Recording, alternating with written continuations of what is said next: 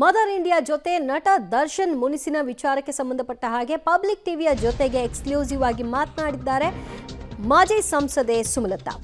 Darshan unfollow ಬೆನ್ನಲ್ಲೇ ಅವರ ಮೊದಲ ಪ್ರತಿಕ್ರಿಯೆ ಇದಾಗಿತ್ತು. ನಟ ದರ್ಶನ್ ಯಾವತ್ತಿದ್ರೂ ಕೂಡ ನನ್ನ ಮಗ, ಇದೆಲ್ಲ ಅನಗತ್ಯವಾದಂತಹ ವಿವಾದ ಅಂತ ಸುಮಲತಾ ಅವರು ಹೇಳಿದ್ದಾರೆ. ಆ ಪೋಸ್ಟ್ಗೂ ಅಂದ್ರೆ ಅವರು ಹಾಕೊಂಡಂತಹ ಪೋಸ್ಟ್ಗೂ ದರ್ಶನ್ಗೂ ಯಾವುದೇ ಸಂಬಂಧ ಇಲ್ಲ ಅಂತ ಕೂಡ ಕ್ಲಾರಿಫೈ ಮಾಡಿದ್ದಾರೆ. ಪಬ್ಲಿಕ್ ಟಿವಿಯ ಜೊತೆಗೆ ಅವರು ಮಾತನಾಡ್ತಾ ಹಲವಾರು ವಿಚಾರಗಳನ್ನ ಹಂಚಿಕೊಂಡಿದ್ದಾರೆ. ಅವ್ರನ್ನ ಅವರು ಭೇಟಿ ಮಾಡಿದ್ದಾರಾ ಇಲ್ವಾ, ಮತ್ತು ಯಾವ ಕಾರಣಕ್ಕೆ ಅವರು ಅನ್ಫಾಲೋ ಆಗಿರಬಹುದು ಅನ್ನೋ ವಿಷಯವಾಗಿ ಮಾತನಾಡಿದ್ದಾರೆ. ಜೊತೆಗೆ ಇವ್ರು ಯಾಕೆ ಆ ಪೋಸ್ಟ್ ಹಾಕಿದ್ರು ಅನ್ನೋ ಬಗ್ಗೆ ಮಾತನಾಡಿದ್ದಾರೆ. ಕೇಳಿ. ನೋಡಿ, ಇದೆಲ್ಲ ಅನಗತ್ಯವಾದ ವಿವಾದ.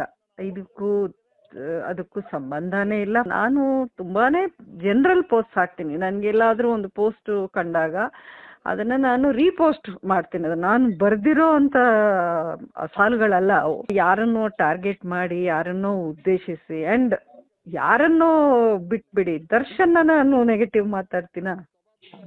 ಈಸ್ ಲೈಕ್ ಮೈ ಸನ್ ಅಂತ ನಾನು ಮೊದಲಿಂದ ಹೇಳ್ತಾ ಇದ್ದೀನಿ.